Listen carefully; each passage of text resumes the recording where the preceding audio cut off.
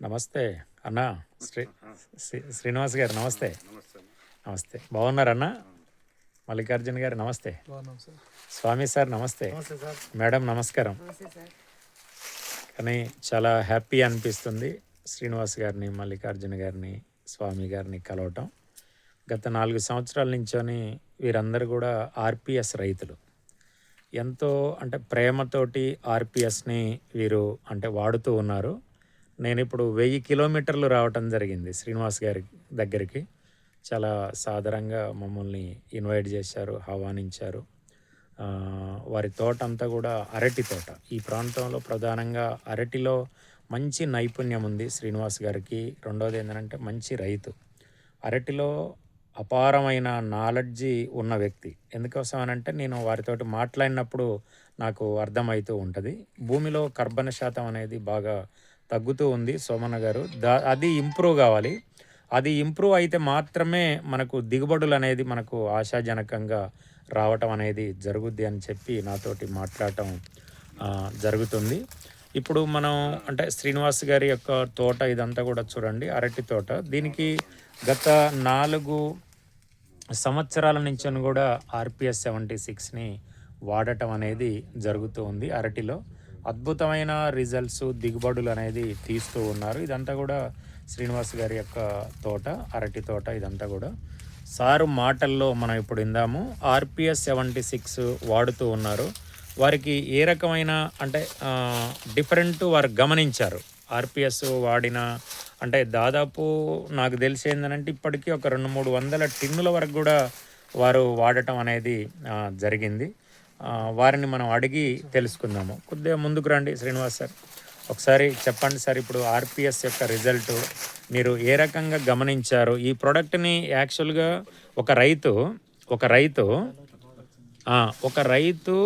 ఒక ప్రోడక్ట్ వాడాడంటే ఓ సంవత్సరం 2 సంవత్సరాలు వాడతారు, బంద్ చేస్తారు. కానీ మీరు గత 4 సంవత్సరాల నుంచి కూడా ఆర్పిఎస్ని వాడుతూ ఉన్నారు సార్. ఆర్పిఎస్లో అంటే మీరు ఎలాంటి విధానాన్ని మీరు దాంట్లో గమనించారనేది ఒకసారి చెప్పండి సార్ శ్రీనివాస్ గారు మీ మాటల్లో. నమస్తే సార్ శ్రీనివాస్ గారు.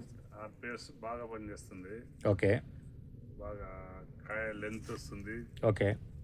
బాగా లావ్ వస్తుంది. ఓకే.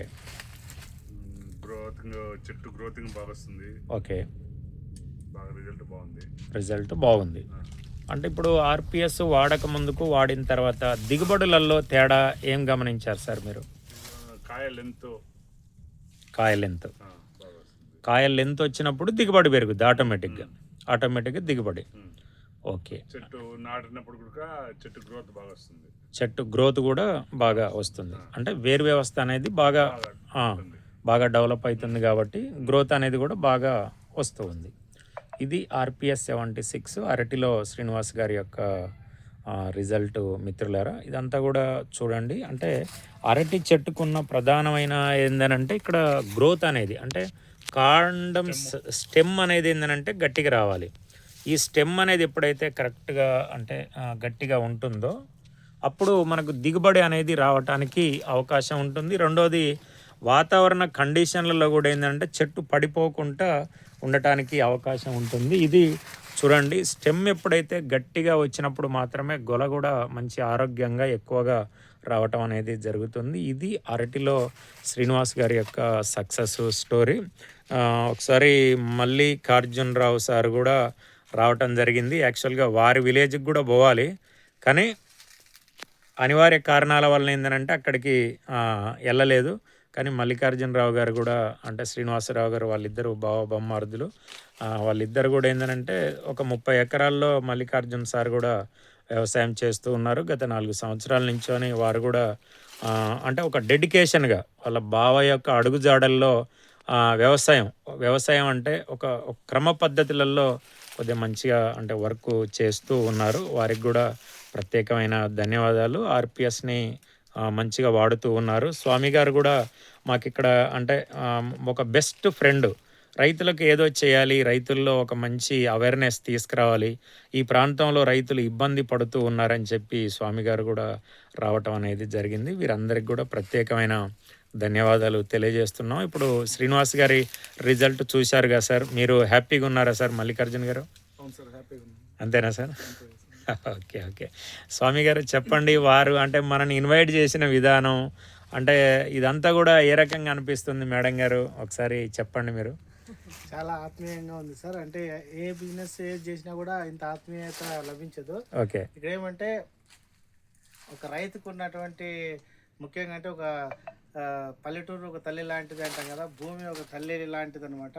ఓకే భూమిని నమ్ముకున్న వాళ్ళు ఎప్పుడైనా కానీ రైతు ఏ విధంగా అయితే భూమిని ప్రేమిస్తాడో అదే విధంగా ఈ వ్యవసాయ రంగంలో మాకు ఆహ్వానం అనేది ఆ విధంగా అనేది లభిస్తుంది. అంటే భూమిని ఎట్లయితే ప్రేమిస్తారో, పంటను ఏ విధంగా అయితే ప్రేమిస్తాడో రైతుకు బాగా తెలుసు కాబట్టి ఆ ప్రేమాభిమానాలు ఖచ్చితంగా మాకు లభించినాయి సార్. అంటే ఓకే ఏ బిజినెస్ లో కూడా ఇట్లాంటి ఆప్యాయత ఉండదు. ఉండదని నేను భావిస్తున్నాను sir. Okay okay, thank you sir. Madam గారు యాక్చువల్గా మేడం గారు ఇంటికి పోతే అంటే ఒక మంచి జాకెట్ పెట్టి ఒక కుంకుమ అంటే ఒక ఆడబిడ్డని కనుక ఇంట్లో నించొని అంటే ఇన్వైట్ చేసినట్టుగా చేశారు. అంటే ఒక రైతుకు మనం సర్వీస్ చేసినప్పుడు, ఒక రైతుకు మనం అంటే అనుబంధంగా ఉన్నప్పుడు ఎలాంటి ఫీలింగ్ కలుగుతుందమ్మా మీకు చెప్పండి ఒకసారి.